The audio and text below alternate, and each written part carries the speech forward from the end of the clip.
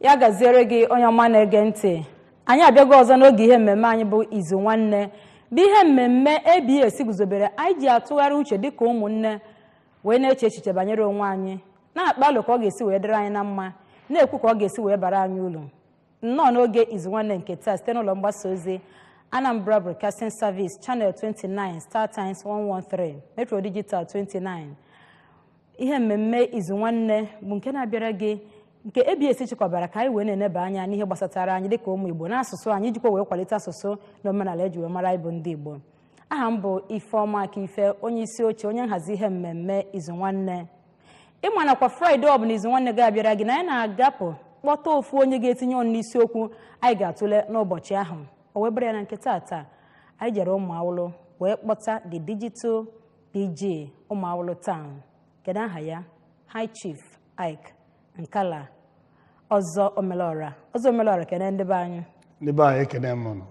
Ọ dị mma ifugo onye mụ na ya ga-anọ na nke taa. O wee bụrụ ya asị na ọka onye si eme ka ọja si akpụ ya maka na ọ bụ na ịfụ mmadụ o nwere ike onwego ndị fụ kịta Chief Nkala enweghị ebiri ụgbọ ha n'obi nke ọzọ omelora na ebe a na nwekwu ihe dị otu o wee bụrụ ya kedu ihe ga-atụle n'ụbọchị taa Olu Obi Ebere. Olu Obi Ebere onye na-enyere ndị mmadụ aka ọlụ enyemaka. Chief Ike Nkala bụ ya nwe Nkala Ike Foundation. Okay, Nkala Ike Foundation. Wefuna Foundation o jikwa ebitụta ọnọdụ obi ndụ ndị mmadụ. Ọ dị mma Chief Nkala ka anyị malite ka anyị kọọ n'ubi onye anyị bịara. Kedu ihe bụ Olu Obi Ebere? Olu Obi Ebere bụ ọlụ ọbụla mmadụ na-alụ na-atụrụ anya ụgwọ. Nke a pụtara na onye ọbụla na-alụ Olu Obi Ebere enwere nchekwube akwụmụgwọ.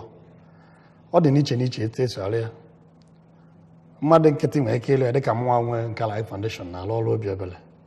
Organizations dịka Red Cross na-alụkwa Olu Obi Ebere. Mana ịgwa ndị na-alụkwanya Olu Obi Ebere bụkwa n'uche ụgwọ n'elu ụwa nke a. Ndị dịka ndị politicians. Ogo ndọrọ ọchịchị n'uru ana. Anyị ka eji nwayọ werute n'ebe ahụ. Ya asị ha na mmadụ bụ omepụrụ onye maka anakọta asị na nwa bụ omepụrụ onye ọ na-ahịara ahụ. So ọ bụrụ na mmadụ na-ege anyị kịta si Chief Nkala omepụrụ onye ọ na-afịara arụ kedu ihe na-agbata n'uche gị? Ọ pụtara na ụwa na-aghọta na Olu Obi Ebere na-emelụ na ọlụ na-alụgasị n'obodo dị iche iche na Ọka South. N'Ọka South. Ọ bụ ọsọ na ụmụ awụlụ. Ọ bụ ọsọ na ụmụ awụlụ. Ana m alụ ọlụ alụgo m ọlụ many times na n'Igbo n'Ise, Isiagụ, Mbaukwu, Ezinatọ. Ya kedu ụdị Olu Obi Ebere elugo n'ebe ndị ahụ Chief Nkala? Nkala Ike Foundation ọlụ anyị bụ ka ihe gbasara arụike. Anyị na-eme medical outreaches. Ewu dibịa oyibo? Abụrụ ndị dibịa oyibo. Okay, ana m akpọta ndị dibịa oyibo ndị maara anya etu esi agwọ ọya. Abịa nyochasịa gị amara ife na-aya gị enye gị ọgwụ ga-agwọ gị ọya. Anyị na-emekwa Olu Obi Ebere na mba na ga ihe gbasara agụmakwụkwọ. Anyị na-akwụrụ ndị ife na-afịala arụ ụgwọ akwụkwọ. Nke taa m si apụta ejego m skuul na-abụ taa jekwụọ ụgwọ WAEC na NECO. Mmadụ 20 exam taa. Mmadụ 20? Ọ kpatara na njiwe bịa late. Ọ bụkwa na mgbịrịmgba dị ebe a ya ọlụghị gbaga m. Ọ nkwa m kwelu mgbe anyị mee summer lesson n'Ọgọst gara aga 2018. Ndị niile gba na be anyị na ụmụ awụlụ skuul na-abadị na be anyị Holy Cross na Union Secondary School. Ndị na-egba first and second. Ka nkwelu nkwa na m ga-akwụrụ ụgwọ WAEC na NECO. Iwe mezuo onye taa ka m mezuru ya. Ọ dị mma mana ka m bịa ka m jụọ gị maka tupu mmadụ emebe ihe o nwere ihe batara na mmụọ ya o wee je mebe ihe a kedu ihe kpalite mmụọ gị ịmalite itinye aka n'Olu Obi Ebere anụnwa? Ọ dị n'iche nke m bụ na erinne ji mụọ mụ ịfụ onye ife na-akpa mkpa na-achọwa m arụ mfụ onye nọ na mwute onye m nwere mmebute nwa obere nye binye ya ka ọ dị ka anyị dị. Ọ ya bụ ife izizi na-bata m n'uche ịfụ onye ọbụla ife na-akpa na-ewute m na mmụọ. Nya ihe kpalite mmụọ gị nwere naraghachi n'afọ ndị nọ na mwute. Ọ dị mma ịnụgo ka o si wee na-ekwu ya ọfụ onye nọ na mkpa onwebe mwute o wee kpalite mmụọ ya wee sị na mgbe ọbụla Chineke gbalị ya Krismas na ya enyekwa aka wee kwalite ọnọdụ obibi ndụ ndị ọzọ. Ọ dị mma daalụ Chief Nkala mana ka m jụọ gị kedu mgbe ị malitere wee nwee Nkala Ike Foundation anụnwa ọ ihe bidoro ọfụ kedu mgbe ị malitere ya? Nkala Ike Foundation agbagara 6 n'ọma n'afọ gịnị ka ị malitere ya? 2013 December. 2013. Eri mgbe ahụ anyị na-eje n'obodo dị iche iche eje agwọ ndị arụ adịrọ. Enwekwa ụfọdụ obodo anyị nyere aka dozite nwebele ụlọ ọgwụ na obodo afọ dịka Ezinatọ. Ebe Ezinatọ dị? Ezinatọ dị na Ọka South. Anyị nyere aka biefa bed ụlọ ọgwụ, biefa matras ma pilo lulu 8 or 10 to 10 pieces. Yes. Ya enwere ụlọ ọgwụ n'ebe a nọ na akwa adịghị iwe akwa adịrị ya enwere oyi akwụkwọ ya dịka ịba isi ebe a pụta ọka bịa gwọọ ya na afefe arụ. O metụta m n'obi mgbe anyị jere ebe a na-akpọ medical outreach wee fụ na ya bụ obodo n'idiri enyemaka. Mana dibịa oyibo ọnụkwa n'ebe a mmụọ ndị nọọsụ ka ọ gwara dibịa oyibo nọ na ya nọ na obodo ka na-agbakọrọ aka ọnụ wee lụta obere ụlọ ọgwụ fachọpụ ka ndị befe arụ adịrọ na-eje anala ọgwụ mana fe nwere ihe ụlọ ọgwụ chọrọ ka wee ghọrọ ụlọ ọgwụ dịka akwa ahụ mbinye ebe. Ọ dị mma, daalụ. Mana kedu ụzọ dị iche iche iji wee si na Nkala Ike Foundation wee kwalite ma ọ gbanwee ọnọdụ obibi ndụ ndị mmadụ? Kedu n'ụzọ dịgasị iche iche itinyegoro aka sektọs itinyegoro aka na ya? Agbanyeghị na anyị na-eme ife a na-akpọ medical outreaches, anyị na-eme ife a na-akpọ skill acquisition na anyị kụziri ndị mmadụ aka ọrụ. N'arọ na-abọ gara aga anyị bunyere ụmụ nwaanyị anyị kụziri etu esi akwa akwa mashin nke eji akwa akwa ya bụ sewing machine. Anyị duva jee ebe amụrụ ọrụ kwụ ụgwọ ọrụ ma mụsịa anyị go butterfly ka ọ gịnị ka a na-akpọ ya 41 pieces bunyefa kwụọrọ ụgwọ stọọ wee bido ndụva n'isi. Nya skill acquisition a nọ kịta ọ ndị ụmụ awụrụ ka ị na-emeli as PG ha ka ọ ndị Ọka South kwa ka ndị Igbo ketele ya Amawbịa ketele ya n'Ise ketele Mba Ọkwụ ketele Isiagụ ketele. Ndị chọrọ inyere aka kedu ka isi enwe ike ole akpọta ha ịbịa n'obodo ijiri aka ahụta kedu ka esi enwe ike enweta ndị a na-enyere aka anụnwa? Anyị nwere ọfịs n'ụmụ awụrụ oge anyị ji enyere aka luo anyị na-aga mgbe anyị ji eje medical outreaches ka anyị ji agwa obodo na ebe anyị kwadoro imere obodo akpọta ndị ife na-afịala arụ ndị ụwa tụrụ n'ọnụ ndị fanos widows na anyị chọrọ ime ihe dị etu a dị etu a mana ị ga-amụ ya ịmụta ya ma na ịmụta ya eme gịnị maka onwe ndị ga-ebunye ya mashin fele were gbaa mgbele ọzọ so anyị edurugu jee ebe anyị ma na ịmụrụ nata satifiketi. Mana Chief Nkala ọsọsọ ụmụ nwaanyị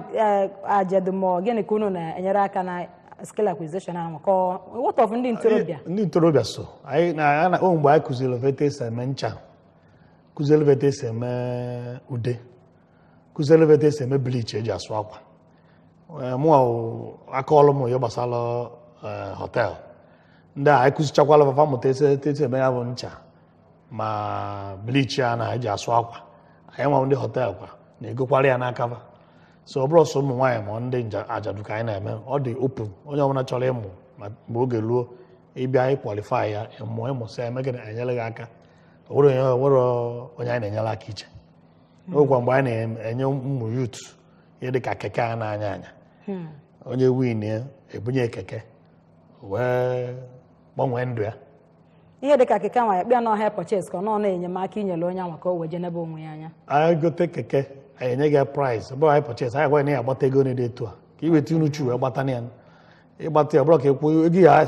akwụkwọ gwata bụrụ ego keke na ọka ịta afụfụ ka anyị maa na ife anyị nyere gị na ịma na ego rie ego ego anyị enwetakwa n'aka ka anyị etikwa ego ome gịnị gotekwala onye ọzọ na-arụ ọzọ maka anyị na-eme kwa arọ kwa arọ. Ọ dị mma ịnụgo ka o si wee nada na nke taata Olu Obi Ebere Chief Ike Nkala Ike Foundation ihe gbasara Olu Obi Ebere ka ọ na-etinye ọnụ na ya na-etufughị oge ọbụla anyị ga-adọbiri ka anyị wee nwee ike iwetara gị onyonyo Olu Obi Ebere nke Chief Nkala lụgolo otu n'ime ya otu maka ọ dị ọtụtụ dịka o si wee na-akọwara anyị ọ dị ọtụtụ mana ka anyị nechala anya ọ bụrụ na ị na-ene anya Chief Ike Nkala ọ bakwala ụba ndị a niile ama nke ihe ebido kọwabala anyị. Ebe na-afụ na onyonyo kịta bụ ebe anyị jigasịgoro ọrụ ụfọdụ ụmụ akwụkwọ maka anyị jee anyị enene arụ anyị na-esi arụ enye ọgwụ anyị na-esi arụ na school anyị ga-enye ọgwụ nye reading materials nya ibe eji agụ akwụkwọ maka size book ma Bible maka ụmụ akwụkwọ niile ka ndị arọ ụmụ akwụkwọ niile nọ na school unu je school ọmụ na anyị je anyị mesịa anyị nyefa mosquito net abụrụ na ịgwọrọ mmadụ ma ọya ịba ichi oghebe arụ ya oghe anwụ atapụ ya ị na-anya na-agbalata ifu ebe anyị bunye mashin a nnafe ekwu maka ihe afọ ụmụ nwaanyị n'aka ebe anyị ndị anyị bunye mashin ndị mụrụ ya ifụkwa ebe anyị na-akụziri ndị mmadụ tesi eme ncha ụfọdụ bụ ncha anyị melụ ma bleach ma ọsịa ma ọsịrị eji asụ akwa ifụkwazi ebe igwe obodo m na wee soro m na-ebunye ụmụ nwaanyị ndị mụsịrị ọrụ akwamakwa ya mashin enwekwara onyonyo pikchọ ndị ọzọ dị chukwu iche iche nwaanyị akwa nyi ibe ahụ akwa ndị foundation m akwa nyi ị na-anya na ọzọ ifụkwazie follow-up center anyị ebe ọya bụ gwọsịa ọya na dị ka ọya diabetes ma ọya shuga ma hypertension ma ụmụ ọya dị iche iche ndị anyị gwọrọ na-abịakwa ọgwụ fagwụ abịa na ụmụ akwụkwọ n'ọfịs anyị bịa mee gịnị bịa wekwara ọgwụ enwere m ndị ọrụ ahụike nọ steady ya ọfịs na ụmụ akwụkwọ ịbịakwa nenekwa ọ bụrụ na ị na-aya shuga nenekwa ma ọ gbadago ka ọ gbagogo enyekwa gị ọgwụ a na-akpọ ya refill center ebe anyị na-enyekwazi ọgwụ and ọ bụghị onye bịa esi a jidekwa nwa ego n'akpa maka ihe niile a bụ n'efu nwere onye bịanugo si na ya kwụrụ tọrọ ma ọkọbọ maka ịbịa maka arụike na nke Life Foundation. daalụ rinọzọ omelọra ifugo nne ifuru ọtụtụ ọlụ ọma Chineke jigoro Chief Nkala wee lụọ ọbara ụbọ sị na ọ bụrụ ọsọsọ n'obodo ya maka na eche m ọsọsọ digital PG ụmụ awụla mara na o melusi ụmụ awụlụ mepụtakwu emepụta sị na ya na-eje obodo dịgasị iche iche ọkachasị n'ime ime obodo ndị onwe dị ka esi aba ọ na-agụpụta banye n'ime ebe anwa wee jee nyelufe aka ọ dị mma ị na-anya na onyonyo telivishọn gị ga-afụ akara nzikọrịta ozi na abụọ o nwere ndị na-asị na ha anaghị afụchi ọfụma m kpọpụta ya akpọpụta wee bere ya ka m kpọpụta ya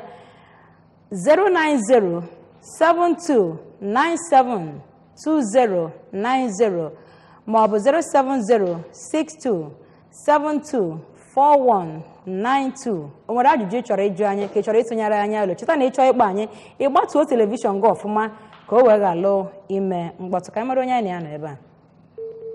ọ dọbirila ọ dị mma ị ga-akpọghachi anya ọzọ cheta na m gwara gị na akara abụọ ndị na onyonyo gị ọ bụrụ na ịkpọ nke izu ọ gara ị nwere ike kpọọ nke abụọ ka anyị wee mara ife ị chọrọ ịtụnyere anyị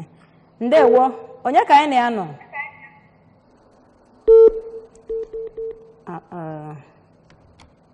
hello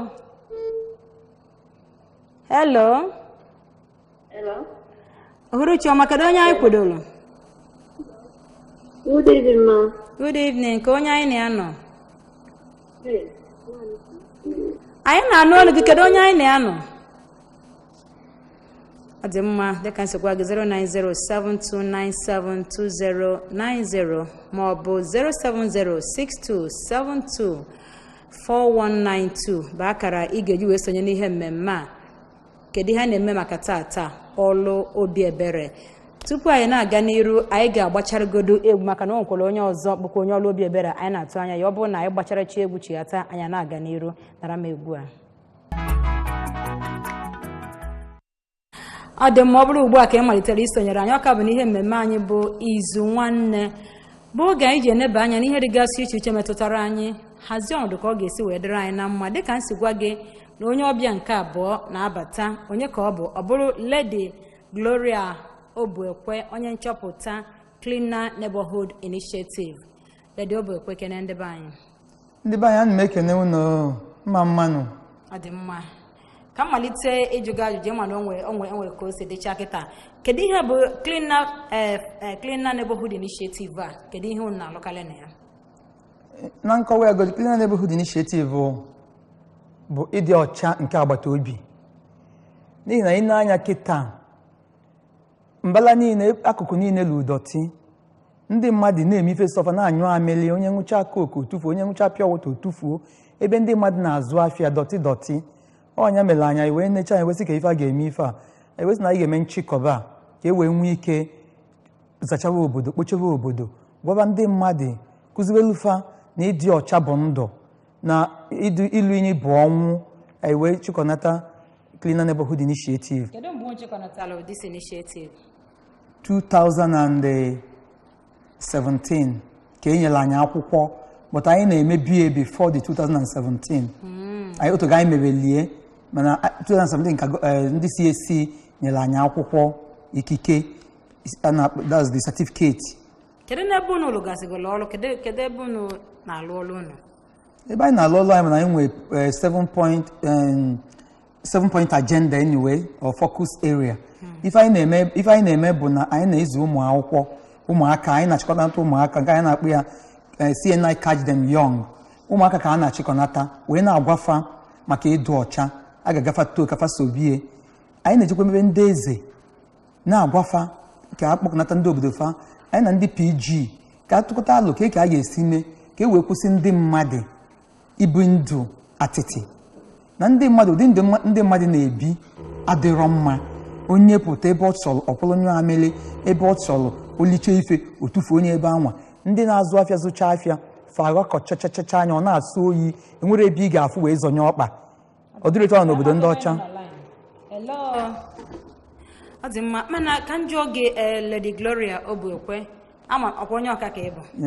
nya kedu ka unu sigoro wee nya this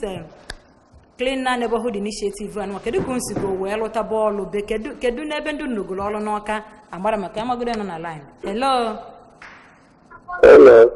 Uruchi maka onye anyị na-anọ abụ Maazị Peter Obinadụ. Maazị Peter ka ebe isi akpa anyị Ese m ụmụ ahụhụ abụọ. ọ dị ka efu PG wee bido wee kpọba ya digital PG kele PG gị ga-atụ PG ụmụ ahụhụ maka ọrụ ọma ọ na-alụ n'ụmụ ahụhụ. ọzọ omenala bụ ezigbo mmadụ. daalụ ọ na-ekesa ọgwụ na-enye efu ndị mmadụ na-enweta ahụ ike na-echekwa rice ndị mmadụ wee na-agbasiri tụba. ọ na-eke ma rice ọzọ omenala ịgwakwa anyị ike ịgwazi ya na ike ma rice omenala kere rice na Krismas ndị mmadụ obi aṅụrị nya ihe ọ na-eme ka eji bi omenala na ọ bụghị na ọ na-echili echi na nkịtị onye a na-agbụ ya wụrị ọzọ budoza ka a na-agbụ ya ọzọ budoza ọ mmiri enwe ụmụ ahụhụ na-egwu akwa ifugo mmiri enwe ilo n'ụmụ ahụhụ na-egwu omenala bụ odogwu. kedu ihe ji akpọzi ọzọ budoza maka oke ọlụ ọ na-alụ ọzọ aka nwata ọrụ ọzọ nwa ka nwa ọzọ budoza afọ ya bara ụba ifro chief tupu ya agọzie ọ ya etukwala ugo ọchịcha ụmụ ahụhụ na PG anyị na-atụ anya ka ụdị mmadụ ya pụta bịa Anambra steeti. daalụ Peter daalụ ka ọ dị na-eme amaka. thank you very much. ọ dị mma ọzọ katapila ọzọ budoza na ihe ndị ọzọ gasị ọzọ omelara abịa n'ebe ị nọ efu kịta ka onye bụ unu kpọ sị na ya na ike ma rice ma ihe ndị ọzọ nwesị ka njụọ gị o nwere ihe ibu maka onwe ndị ya bụ oge krismas o nwere ike ọ bụ na oge elekshọn erube ekebe rice kebe ọgọdọ kebe ego kebe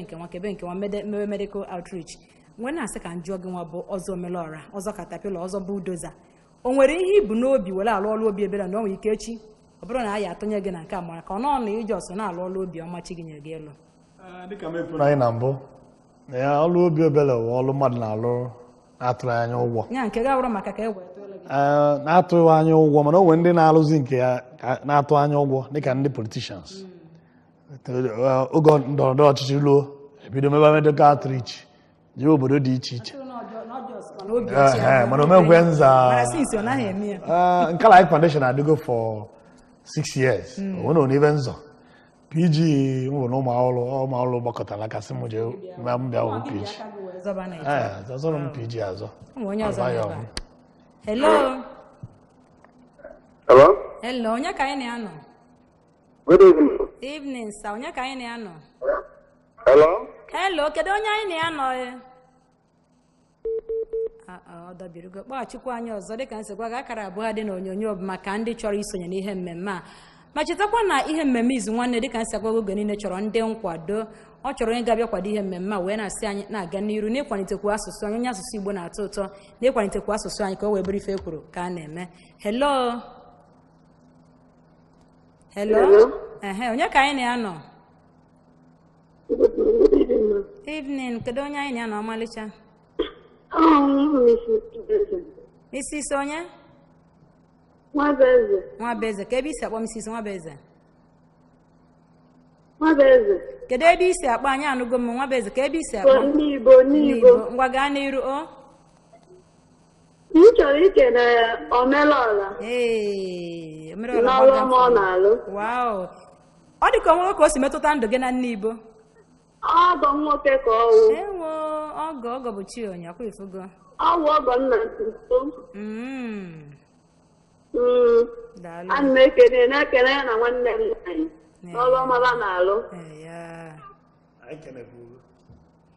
Maka na ekwu na ife nwoke na-eme ọfụma ma na o nwere ezigbote nwaanyị kwụ ya n'akụkụ wee n'afọ ịlaja maka na ọ bụ na ọ na-abụ chifu nkala je mechie ọ bata nwunye ya si ya ihe ị na-eme tata na ihe emezi ọzọ ọ nwere ike ọyara na-aga n'iru onye anyị na-ekenekwu nwunye ọzọ Omelọra na ọ na-eme ọfụma wee na-akwado di ya wee bụrụ ife ekwuru ka a na-eme.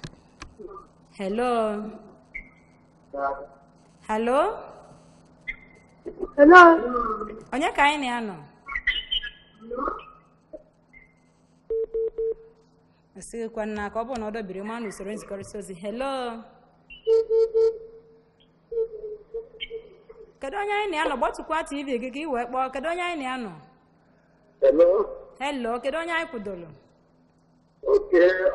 Ọgaranya nwere ibe na-ekwu abụrụ eze ọzara. Ọgaranya nwere ibe ka ebe isi. Ana m esi ohere wee na-ekene Omelọra anyị. Ebe isi akpa anyị. Omelọra obizi. Maka na ọ na-ata n'obizi. Ihe a yara akọta. Anyị nwere aja Chukwu na-ekwu ya na-aga n'iru n'ọrụ ọma ọ na-arụ. Ọ bụrụ na a na-eje iji ugboro na-abụ ọ ya eje. Gọzikwa unu bụ ndị ebi ebi. Maka na unu na-eledazi anya wee na-achọpụta ihe na-eme wee na-ebi. Ebi esi onye okometa anyị na-enyo nwe onye anyị taa na-eme ọfụma anyị akpọ anya ndị mmadụ amara maka ya. Daalụ Chinne maka isonyere anyị n'ihe mmemme a. Ọ dị mma bịa n'ebi n'olile dị Obekwe, founder Cleaner Neighborhood Initiative. Mgbocha na nzacha anụnwa unu na-abagide. Kedu ka nsigo nya onwego mpụtara ya pụtara ife ọlụ n'olugolo pụtara ife ndị mmadụ chọpụtara fụ ya na ọlụ unu na-alụ na amaligo na unu na-alụ ya. Amaligo na anyị na-alụ ya maka na streeti ogbe ebe m bi alụgidego m n'onwe m fụzia na prọfesọ m ga na-alụ kpọta onye na-akwụ ụgwọ ọ na-alụ ya na-ekpochi ọpụta ụtụtụ ọbịa ọlụ okpochegide kpochechecheche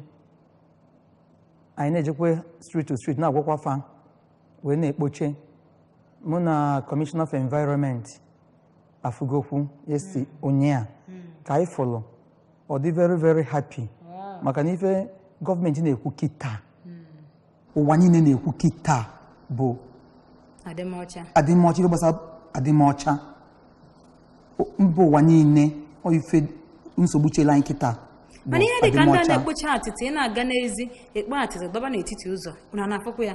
Kedu ihe na-eme banyere ụdị atịtị anwa? A na-akpọta moto ga-abịa ekpoche nye mana kampen anyị na-emezi kịta bụ na a na-agwafe anyị enwego politin bag nwee nke a onye ọbụla ga na-ekponye n'ime akpa ikponyeche n'ime akpa ikechie nye ọnụ o kwesịrị isi na gota gị ikpopụtie wụsị ya n'akụkụ ụzọ mmiri ma ikuku zokwa ọgarịkwa a ga na-ekechie ekpochiche nye ekechie nye a na-ekpochiche nye ama nkwezi ka ọ sụchie ọzọ onye ọbụla n'ọnụ ga-enwe akpa nwee ebe ọ na-awụnye afịfịa ozugbo nkụzi anyị na-akụzi ife. Hello.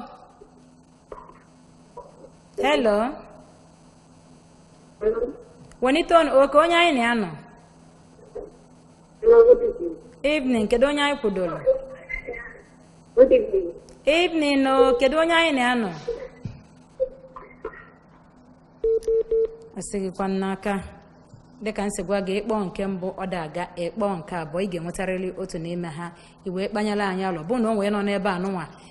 na-alụ ọlụ obiọma na-atọ gị ụtọ ịgwa anyị n'eziokwu na onye a na-alụkwanụ ma ọ bụ na ọ naghị alụ. Hello, onye ka m kwudoro ọmalịcha onu? Hello. Onye?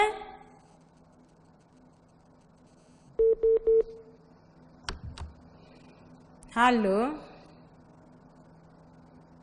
Hello. Adị m ọzọ omelọra ka ncheta n'ebe nọ na nso nso a na ngwụcha afọ gara aga ndị ụlọ mgbasa ozi anyị Anambra Broadcasting Service nwere awọdụ enye gị. Kedu ihe akpọrọ awọdụ enye gị ọzọ omelọra? Ndị Anambra Broadcasting Service nye m Philanthropist of the Year 2018. Wow. Ya bụ onye fa nechara anya nchacha wee fụ na Olu Obi Ebere kacha nke onye ọbụla na Anambra. By excellence. Okay. Nya mgbe enye gị awọdụ anụma kedu ihe obi gị nya ka ọ dị gị n'obi kedu ihe obi gị gwara gị n'oge ahụ? Mmasị na ya bụ awọdụ gbasiri m ume mee m ka mma na ọlụ onye Olu Obi Ebere na-alụ na ụwa na-afụ ya maka ụfọdụ ị na-alụ ya bụ ọlụ ụfọdụ asị na ọlụ efu ka ọwụ mana ya bụ awọdụ ABS nye m gbaa m ume gwa m na ọ bụrụ sọ m na ka m na-alụ ya na ụwa niile na-ene m anya fụ na m na-alụkwanya m Olu Obi Ebere o wee gbasie m ume ike ịlụkwa ndị otu anyị bụ nke Life Foundation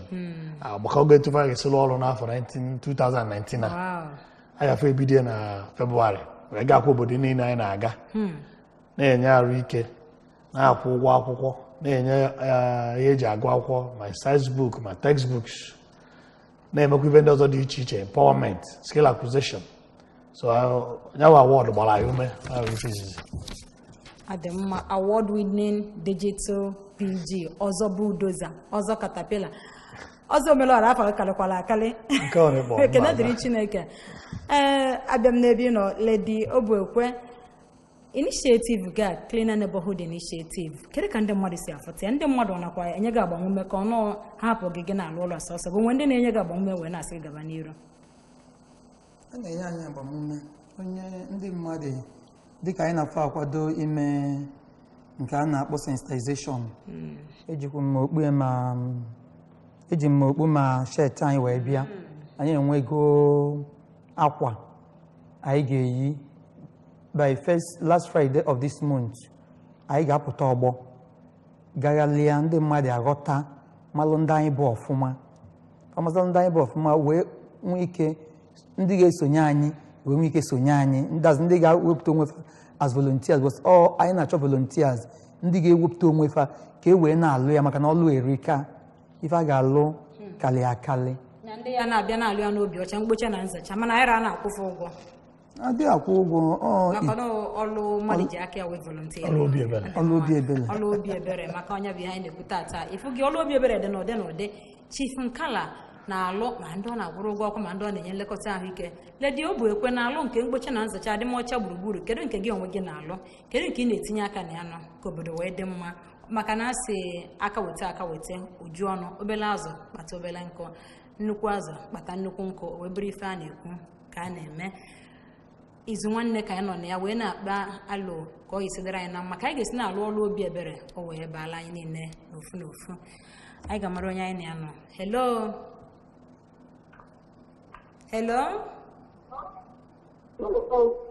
onye ka anyị na-anọ Ebere ka ebe isi akpọ anyị Ebere kedu ebe isi akpọ Agụlụ ngwa gaa n'iru Ebere gaa n'iru kwuwezie anyị na-anụ ọnụ gị ya daalụ nwanne m daalụ Ebele onye Agụlụ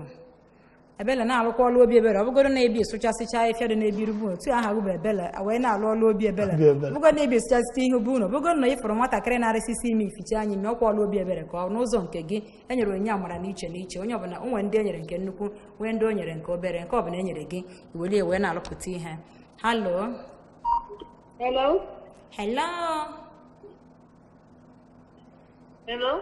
kedu onye anyị na-anọ ị na-anya na usoro nzikọrịta ozi na onyonyo telivishọn ị ga-afụ usoro nzikọrịta ozi abụọ dị n'ebe ahụ ị nwere ike iji nke mbụ maọbụ nke abụọ wee kpọọ ka anyị wee nụ ife ịchọrọ ịjụ maọbụ alụ ịchọrọ ịtụ maọbụ ikene ịchọrọ ikene abịa n'ebe nọ Chief Ike Nkala ọzọ Omelọra Digital PG Ụmụarụ Town asị nka njụọ gị ihe gbasara Olu Obi Ebere anụnwa kedu ka ndị mmadụ si afọtio maka onwe ndị ya mechara Olu Obi Ebere sị na o ji ewela akara aka ndị mmadụ na o ji eme nke a na o ji eme nke a kedu ka ndị mmadụ si afụtọrọ gị ha na-afụta ya sị na ị na-eme ihe ọma ka ọ nọ ka i wee were akara aka ma ka i wee na-ewu ewu n'obodo ka a sị na ọsọ gị na-emekarịcha na mbụ ihe alụ Olu Obi Ebere ịlụọ ebe ndị chọrọ ya nọ n'agbanyeghị na enwe ndị ya sị ọ na-analụfa akara akaba mana amarọ m ka m esi jenara onye na-akwabara akara aka ya ka m kwabazi ebe nọ so wee were ya wụrụ mgbe ife ọma ọbụla anyị enwe akụkọ ya adịsị na ya mana ife m na chi m kwutere onye aradọrọ nke nne gị m gebezie ntị ma ma kwụsị na ya wa ọlụ mana ekwugo nka nsikwu onye na-asa onye sị na na-anarị akara aka ya kedu akara aka gị mmadụ wee na-enye gị akara aka na ị na-ekwunwere ụgwọ akwụkwọ mbịa kwụrụ ụgwọ ka mbịazie ka onye ya bụ chi ụtụtụ oje ebe a na-ekele nwambọ ọ nọrọ ebe ahụ chicha nchọ ya na ya akara aka mbịa nwazie nwambọ so wee were ya ana m afụ ya wa ọlụ dịka nkebi mụ na chi m kebiri ọ bụrụ na adị m eme mana ọgụgụ ndị mechara ihe ọma nakọta onye abịa sị gị oke isi na ọsisi ezi anyị esi iji wee mebie kịta oge ndị mechara ihe ọma nakọta sị na ọka ya bịa kene gị maka ife ọma imeli ya maọbụ gị nwe ị na-eme ihe ọma ị na-atụ anya ọkwa onye o nwere ike ịnya moto gị na-aga n'ezi isi ọkwa onye a mechara ihe ọma bọsị ọbịa na gokene nnegodo ọfụgo nnefu anya ogodo mgbe ụdị eche dị otu a ji agbata gị n'obi ọ na-apụta m n'obi mana dịka m ekwuru anyị adị m arụ ya ka mmadụ kene m ife dị m na chi m mana enwegokwe ndị ya abụfafụ m n'ụzọ nka na-alitute abịa makụwa m ụmụnne nwaanyị ọwụlụ bọọsụ ebe ese m na-aga n'ụzọ ebido aka na bọọsụ na-ekpele m ekpele draiva na-anya bọọsụ fụ mọsị na ọ na ebe ya kwụsịrị ụmụ nwaanyị obodo ọbụla ya jere ụmụ nwaanyị ebido aka na-ekpesa ekpele so ọgwụ sọ ekpele ahụ ka nwere ebe anyị enyere m mana ekpele ya ezugolu m so that's eziokwu hello hello hello usoro nzikọrịta ozi a nwe ka o si wee na-eme lọhe mana ka o si na-adị anyị ga na-aga n'iru ka nchịata n'ebe Lady Gloria Obuekwe nọ founder Cleaner Neighborhood Initiative Lady Obuekwe Cleaner Neighborhood Initiative anụnwa dịka nsi wee na-ajụ gị o nwere ndị maka isi na o nwere onye nke iwe n'ọlụ ị na-akwụ ụgwọ nwere asị onwe ndị na-enyere gị aka bụ ihe dịka ndị na-asị gị gaba n'iru na egwu adịrị ya ka ọ na-akpa nke onwe ka isi ewepụta ihe iji alụ Olu Obi Ebere for now ọ na-akpa nke onwe m kịta bụ akpa nke onwe m ka m si wepụta ya wee na-alụ ma jiri obi ọcha gị na-alụ ya obi ọcha maka na enwe m deep passion for it nnecha ife na-aganụ n'ụdị ndụ ndị mmadụ na-ebi n'ụdị environment anyị nọ na ya fụ nke dị n'obodo oyibo ịma na enwere ebe anyị ji azụ eje enwere ebe ụmụ anyị ji azụ eje enwekwu development anyị ga-enweta development ga-aba ulu anyị ga-emenwu ndị mma na-asị na onye na-adị ọcha na-anọ Chineke nso atụtụ ya nwa niile amaghịzi m osocha na ihe anyị na-ayakwu na ihe nwa na-emecha o so na ife anyị na-ayanụ ma ọya dị iche iche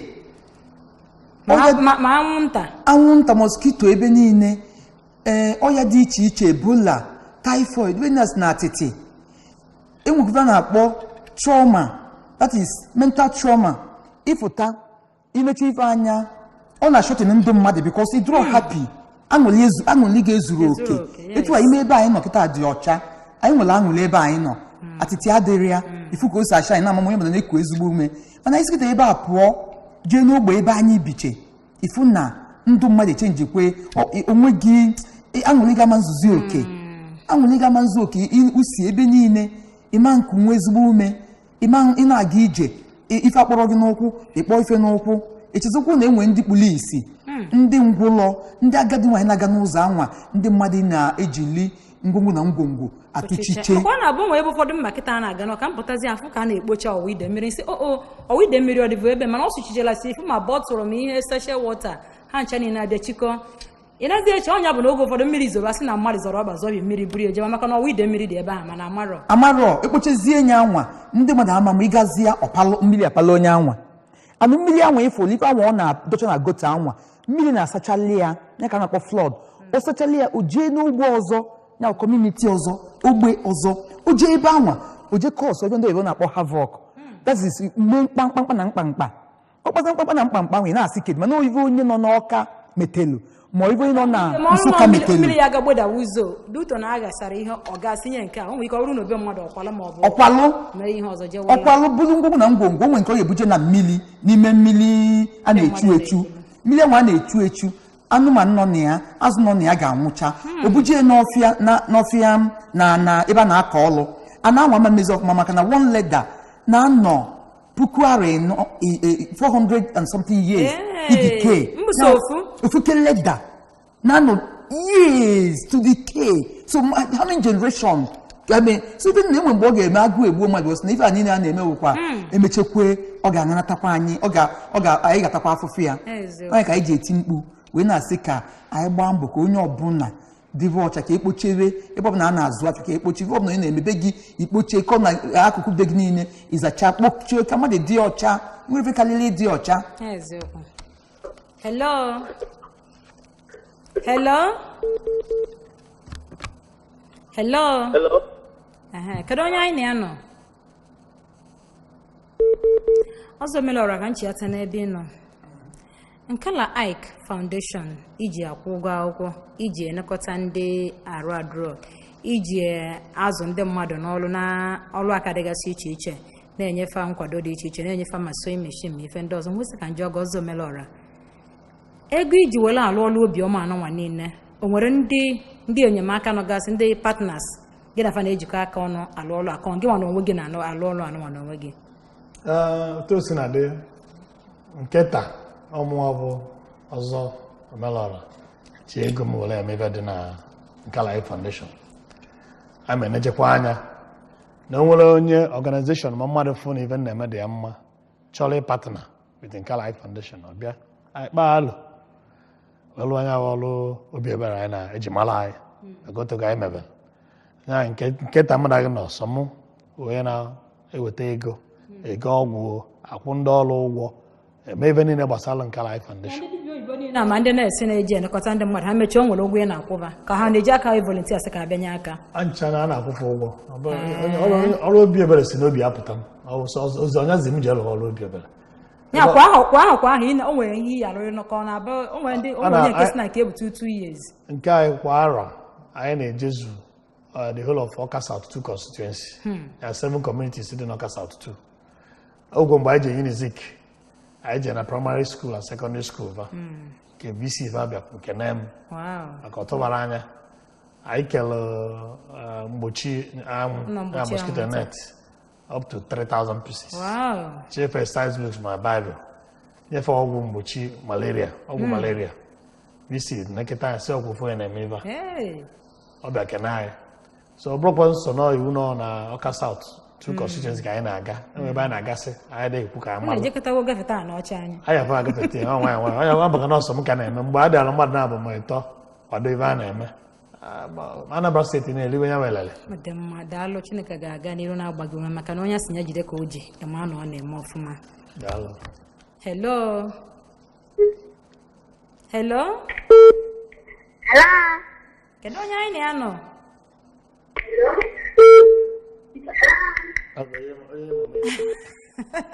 Ọ nwere ike ọ bụrụ na nwatakịrị fọrọ ndị ọmalụ ndị obiọma ndị ọrụ obiọma nọ n'ebe ọ sị ka ya sokwa ka helụkwa ha ka nwalụkwa na ya sokwa n'ihe a na-eme na obiọma na-emekwenye nwa n'onwe maka ụmụazị na-enwekwa obi aṅụrị maka ha bụ febi ifeọma na-eme. Lady Gloria Obekwe,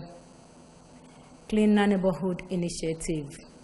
mgbocha na nzacha, ọ dịghị ka ọrụ na-apụtawa gị ife ọkachasị n'Awka gburugburu Awka anụ ọ dị ka ọrụ na-apụtawa gị ife ya ndị mmadụ nwee impact nwee mmetụta ife ọnụ na-alụ ewezuga n'ogbu na anwụ ya na ha egwu maka isi na na-eji afọ ma ndị PG ma ndị igwe gị na Commissioner for Environment emezikwugo ọrụ na-apụtawa gị ife ya gbaa na anwụ ọfụma ka ụnụ aka na-amalitesi amalite anyị na-amalite anyị na-alụ na otu anyị nwere ike ịlụ ya wee ji nwanyị wee na-ahazi anyị mechezie sensitization anyị ebe anyị ga-eyizi uniform nkịta anyị enwego uniform anyị yie uniform anyị akwa anyị wee jezie gachazie mee ndị mmadụ na-afụzi impact mana nke fa na-afụ ya na street anyị n'ugbo anyị na streeti unu eso ozi na ndị Ozi maka na anyị na-agwakwa ọ dịkwa ka mma kwata bịa birizie n'akụkụ bụ ọ kakwa mma maka na anwụnta na isi ndị anyị ọ kakwa mma maka na detin na-atụ m egwu etu ndị mmadụ si ịmara na enwere ebe ọzọ anyị nwere nnọkwa ịma na nke ka njọ na onwe ndị ekporo ahịhịa ọ pụta n'ogologo ụzọ nekata anya ọwụsịa ahịa mana onwe ha gabịa ori ebe a mana gọọmenti dobechara anyị refuse bin ebe anyị ga na-aga awụnye atịta mana o nwee ndị kedu ka unu ga-esi wee nye aka wee hazikarị nya reorientation sort of hazigharịkara kparamagwa ndị mmadụ ka ha kwụsị maka onwe ndị ji atịta n'ụwa ọ dị ka ha eji eme gai ha ji decorate environment ebe ọ nọsọrọ ọtụpịa ma mmiri na-ezo ana biri na-agba ọtụnye ebe sọrọ ya buru ya gawa kedu ka unu ga-esi wee nye aka wee kụzikenere ndị mmadụ sort of awareness ihe dị ka gbasaa ozi n'ụlọ mgbasa ozi ma ọ bụ buru moto gaalịa maka ọnwa ntị tiketi udu mmiri ebidokwa kedu ka unu si ama mmadụ otu anụ anya bụ ife anyị na-achọ n'ime sensitization exercise anya anyị meda sensitization exercise mbọsị anwa anyị ga na-eke ifrom flyer anyị flyer anụnwa si say no to pollution, let's preserve our environment for a better tomorrow. Environment, our life, our hope, our future. So enwere ifo message yanwa ka ọ na-akarị ka ọ gwa gị no environment bụ ndụ gị n'ọnya bụ enemanya nke inwere nke ọdịnihu gị inwere n'ọnya nwa bụ future gị kwa na ọ bụrụ na enwere environment dị mma enwere ebe iji azụ eje business ga-ama nga n'iru ndụ ga-ama ntọ aka ya ọ kacha iru si ọkụ si elu ihe gata ọgbafele si onye gafelu ebe ya ekpudo aka n'ime wee na-azụ onye gafelu ọzụta ofu ọya ọ bụrụ ihe a na-eli eli ọzụta olite ọya ị na-anya ebe a kịta ifu ebe a na-ele ife na ebe mmadụ na-ele ife business in filthy environment food vendor in dirty environment na-eke ọka ebe mmadụ na-azụ afịa fasụchafara pịa anyị nwere measures a na-akwado ime the plan anyị nwere ife na-akpọ blueprint ọ ga-amịta mkpụrụ maka na Commission of Environment tili wee si m na ya marọ na onwe ụdị mmadụ m dịka ise Anambra ga-adị transformed immediately from next month n'anya ka ifife ga-emenu. Mana lady Obi Okwu ịma na ọ ya dị mkpa ma ndị ọkwọ ụgbọala na-agwafe onye ọdịna etinyecha refuse bin na ụgbọala because oge ụfọdụ na-ene anya mmadụ lichaa ahịa osi na ogobo moto tụpụ ya ide wee bulie ebunyekwa na ọwa ide mmiri ma ọ bụrụ o nwere na obodo ndị ụfọdụ ya bụ ije anaghị anwa anwụ onye ọbụla tụpụrụ ihe kedu ka ị chere anyị esi wee nye aka wee mekene ka ndị mmadụ kwụsị esi n'ụgbọala aṅụcha mmiri atọpụ olole ma ọ tọpụ akpa eji wee wụnye mmiri kedu ka anyị esi wee nye aka wee mee ka ndị ụgbọala because ote ga na-ekwu ndị ụgbọala gote ihe eji awụnye atịtị tinye n'ụgbọala mana ha anaghị ege ntị kedu ka o si dị ga-eji wee nye aka mee ka ihe anụmakụ omume ife menụ bụ na mgbe anwa kampen maka okwu maka aka esiro ike mana kịta ọ bụgo nsogbu nke dịzi mba ụwa niile a na-etizi mkpughe gọvanọ na-eti mkpughe nwunye gọvanọ na-eti mkpughe Commission of Environment na-eti mkpughe ekwugo kịta anyị enwego a ga-anọkọ kwuo onye a ga-enwe ife nra a ga-ada ma driver nwe dị moto ma passenger si na moto atụfu ife so mgbe a gwaziri okwu anwa kịta ọba afa ntị onye mere arrest mobile court ekpe enye ikpe ebe anwa ọkwụ ụgwọ mgbe ọ kwụrụ ụgwọ then section ọbụla kọma ọbụla ebe fan nọ a ga-adọba obele dustbin which unfortunately ekwesịrị m ibu ebia ma nke ibunyekwu because ife na-alụ ike aka ga-ebutie nọ na ịmaga enwe ebe njelu jee nwebele late the dustbin ga-adị with them amalia anyị nafa ga na-eme meeting town hall meeting a ga na-emie egwafa nyefe education ọ ife anwa anyị na-alụ gwafa important of clean environment kele ebe ụmụaka fa na-amụkọ kedu ebe fa ga-ebi ọ dị mma daalụ ka nche na anyị fụ na oge anyị na-akụzikwara pụkwara bụ n'ime nkeji ole na ole a ga-achịkọta ka m bịa n'ebe nọ digital PJ ụmụawụlụ ọzọ omelọra Ike Nkala ị na-enwe ebumnobi na ị ga-anọkọta kwụsị ise na Ike Nkala Foundation metụta ndụ ndị mmadụ ka uche ga-abụ n'ihe ị ga-emegide Chineke mekwa ka nka wee rukwa na njedebe ị na-eche na ị ga-emegide ya wee ruo na njedebe ka ị nwere amara onye dịka maka onwe ndị ya sị gị na 10 year program ya mee ha ahụ iri ya kwụsị ma 20 years ya kwụsị kedu echiche gị ọzọ Nkala dịka afọ ya si wee dị ụfọdụ na-abụfa nwụsịala mee foundation ba mana nke a dị m ndụ chọọ ka nne dị anya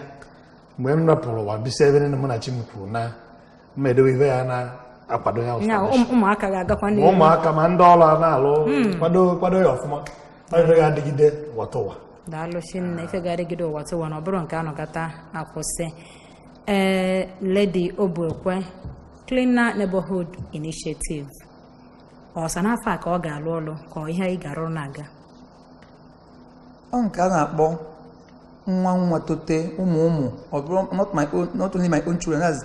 even you get inherit here. Because amara onye ọdanalụ yotago onye ọdanalụ ọlụva na ya ife niile nwere nkwado ụwa until anyị eluzie na steji elugo oge a ga-eluzie onye ọbụla mazi ife na-azụ edu ọcha maka na ije obodo oyibo obele nwa liche ife welie n'aka olu pampampam ọtụgbu enye agadi nwaanyị liche pampampam oje tụgbu enye enwere ebe na-adị dọtị mgbe anyị lụzielu n'ụdị ahụ amazi na onye ọbụla magolu na ose ebi ndụ wee dị ọcha Onya ka o ji abara ka ọ dị ka asị na ndị ọcha maka wee dị Chineke nso karịa maka na a na-arịọ maazị m fadi maka na ife Trump kpọrọ anyị Trump si na anyị bụ shithole ndị mmadụ na-aba mba nwesịwo na-abazi na mba na enwere ka ị ga-esi gbanyelu fa na anyị nwa na ife ọ na-agwa anyị bụ na anyị lụrụ inyi na enwere ebe ị ga-eku ume enwere ife dị mma na Naịjirịa enwere ife ọ na-agwa anyị na ọ bụrụ na ọ ma ife ọ na-agwa anyị si ewezi n'iwe mana ife anyị ga-eme bụ anyị dịve ọcha onye ọbụla kpochere kọnụ ya kpochere obodo dị mma ọ gara akpọnwụzi anyị shithole ọkpọ anya chalenji enye na kịta ime ikwu okwu ma onye ọcha kwuo ndị si ebe dị ọcha so yotago ọ dị mma darụrị nne Chief Ike Nkala n'ime nkenke oge kedu ndụmọdụ ị na-enye ndị aka ji maka mma na ọ bụrụ nke kacha wee nwee ego na Anambra steeti ma n'obodo gị mana ọ na iji obi ọcha gị na-alụ ọrụ anụ nwesị kedu nkenke ndụmọdụ ị na-enye ndị aka ji akụ anaghị enye ụdị enyemaka ka ha wee malite inyere ndị mmadụ aka Chief Nkala Ngozi na-abịakarị onye na-enye karịa onye na-anara anara ndụmọdụ niile na-enye onye ọbụla nwere nke oge enyebinye onye na-anọ bụ ka ọ gbaa mbọ ngwa ngwa mara onye ọ ga-enyere aka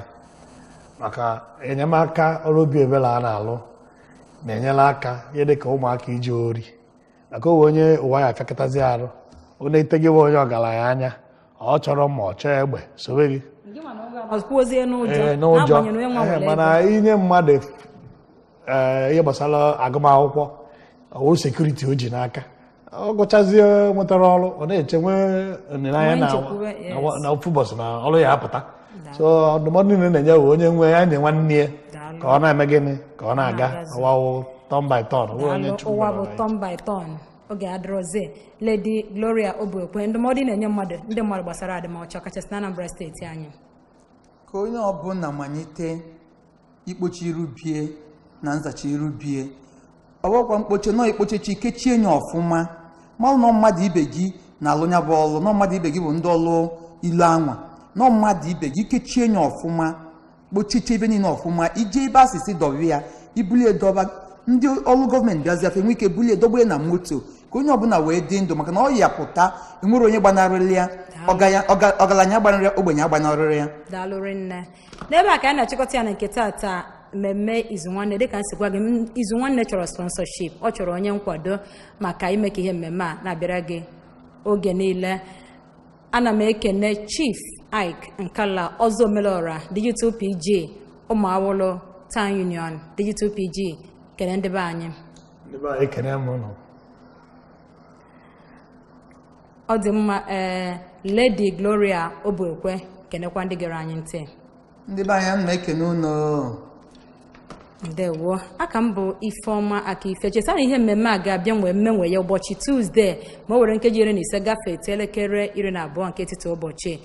ebe agbaọfọ onye ga-abịakwa ụbọchị Fraịde ọzọ ma ọkụ elekere 6 ana m asị gị ndewo maka isonyere anyị bụrụ onye ọrụ obiọma bụrụ onye ọrụ adịmọcha ka Chineke gọzie ya niile ka emesịa